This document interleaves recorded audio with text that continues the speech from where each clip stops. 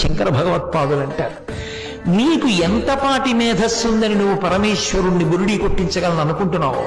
అందుకే తప్పు చేస్తే పరమేశ్వరుడి దగ్గరికి వెళ్ళి క్షమార్పణ చెప్పడం ఉత్తమమైనటువంటి విధానం. ఆయన దగ్గర బుకాయించే ప్రయత్నం ఎన్నడూ చేయకూడదు. అందుకే ఎప్పుడైనా మనిషి ఒక రోజు జీవితంలో మిగల్చుకోవలసినటువంటి యోగ్యత ఏమిటి అంటే, ఇవాళంతా నేను బ్రతకడం ఏ యోగ్యత కోసం బ్రతకాలంటే, రేపు సూర్యోదయ సమయంలో నేను నా పూజా మందిరంలోకి వెళ్ళడానికి కావలసిన యోగ్యత మిగల్చుకోవాలి. నేను పూజామందిరం తలుపు తెరిచి నమస్కారం చేసి లోపలికి వెడితే పరమేశ్వరుడు తన పాదములు నా చేత కడిగించుకోవడానికి సిద్ధపడేటట్టుగా బ్రతకాలి. నిన్నను నువ్వు ఏం చేశావు? ఇవాళ నాకు నమస్కారం పెట్టడానికి వచ్చావా? నీ బ్రతుకు నాకు తెలియదు అనుకుంటున్నావా?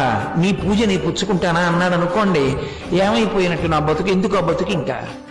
అందుకే ఒక రోజు బ్రతుకు దేనికి